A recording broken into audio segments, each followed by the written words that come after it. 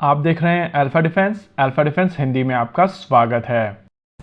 आज के इस वीडियो में हम लोग बात करने वाले हैं स्टैंडिंग कमेटी ऑन डिफेंस की तरफ से जो रिपोर्ट रिलीज की गई है उसके बारे में। अभी आप अपनी स्क्रीन के ऊपर इसी रिपोर्ट में से एक सेगमेंट को देख रहे हैं और अगर आप इस सेगमेंट को ध्यान से पढ़ेंगे तो आपको समझ में आएगा कि यहाँ पर भारतीय वायुसेना की स्क्वाड्रन स्ट्रेंथ की बात की जा रही है।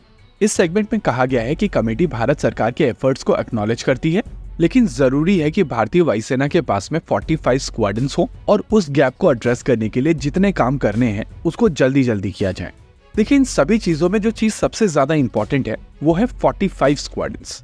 ये चीज हम सभी जानते हैं कि भारतीय वायुसेना की सैंक्शन स्क्वाड्रन स्ट्रेंथ 42 की है और इस समय भारतीय वायुसेना के पास में केवल 31 स्क्वाड्रन्स हैं। लेकिन अगर आप फ्यूचर की बात करें तो अभी तक जिस तरीके के प्लान्स हैं उसको ध्यान में रखते हुए आने वाले समय में भारतीय वायुसेना के पास में Su-30 MKI 15 स्क्वाड्रन्स में होंगे। LCA तेजस मार्क 1 पहले 4 स्क्वाड्रन्स में इंडक्ट किए जाएंगे और फिर 5 स्क्वाड्रन्स में। LCA तेजस मार्क 1 ऑलरेडी 2 स्क्वाड्रन्स में ऑपरेशनल है और अगर रफाल की बात की जाए तो ये भी 2 स्क्वाड्रन्स में भारतीय वायुसेना के साथ में ऑपरेशनल है। यानी कि ओवरऑल भारतीय वायुसेना के पास में एडिशनल LCA तेजस मार्क 1 के ऑर्डर के बावजूद केवल 28 स्क्वाड्रन्स होंगी अगर किसी और प्रोग्राम के तहत भारतीय वायुसेना को फाइटर जेट्स नहीं मिलते हैं। यानी कि 42 स्क्वाड्रन वाले नंबर से 14 फाइटर जेट स्क्वाड्रन्स हम लोग कम पर होंगे और इसी चीज को मिटिगेट करने के लिए LCA तेजस मार्क 2, आर्मका और MRFA के तहत अक्वायर किए जाने वाले फाइटर जेट्स होंगे। लेकिन parliamentary standing committee on defence की इस रिपोर्ट के हिसाब से रिक्वायर्ड नंबर 42 नहीं 45 है। और अगर ये बात सच है तो सडनली पूरा का पूरा डायनेमिक्स बदल जाएगा, क्योंकि यहाँ पर हम लोग 3 और एडिशनल फाइटर जेट स्क्वाड्रन्स की बात करेंगे। देखिए, यहाँ पर 2 चीजों को समझना बहुत जरूरी है। पहली चीज, ये डॉक्यूमेंट भारत सरकार का एक ऑफिशियल डॉक्यूमेंट है और इसी वजह से इस डॉक्यूमेंट में जो चीजें लिखी गई हैं उसको हल्के में नहीं लिया जा सकता है और कहीं ना कहीं इसी कारण ये 45 स्क्वाड्रन वाले नंबर को लेकर यहाँ पर डिस्कशन इनिशिएट हुई है।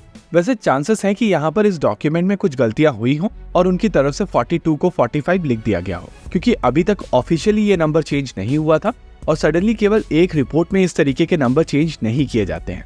ओवरऑल यहाँ पर केवल 2 पॉसिबिलिटीज हैं। पहली, या तो ये नंबर सही है और भारत सरकार की तरफ से सैंक्शन स्क्वाड्रन्स को बढ़ा दिया गया है और अब ये नंबर 42 से बढ़कर 45 हो गया है। दूसरी, भारत में एक बहुत बड़ा ब्लंडर हुआ है और parliamentary standing committee on defence की तरफ से जो डॉक्यूमेंट रिलीज किया गया है उसमें गलतियां हुई हैं। ऐसा नहीं है कि इस तरीके के डॉक्यूमेंट्स में गलतियां नहीं हो सकती हैं, लेकिन आमतौर पर इस तरीके की रिपोर्ट्स कई चैनल्स के थ्रू रिव्यू होकर फिर बाहर आती हैं और ऐसे में इस तरीके की रिपोर्ट्स में गलतियां होने के चांसेस कम होते हैं।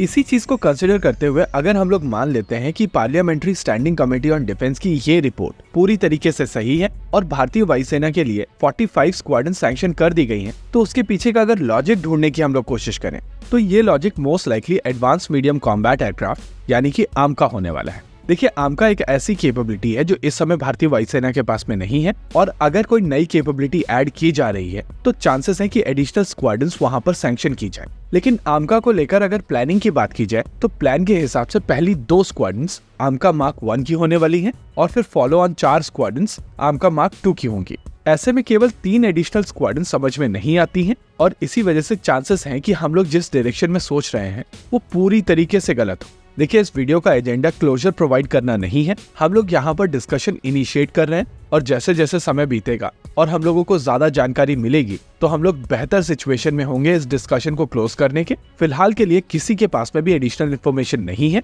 और जितनी इन्फॉर्मेशन हम लोगों के पास में इस समय अवेलेबल है उसका प्रयोग करके केवल हम लोग डिस्कशन को इनिशिएट कर सकते हैं। वैसे कमेंट सेक्शन में आप हम लोगों को जरूर बताइएगा कि आपको क्या लगता है। इसी के साथ आज के इस वीडियो में रखते हैं केवल इतना ही। वीडियो को अंत तक देखने के लिए धन्यवाद। देखते रहिए अल्फा डिफेंस। जय हिंद।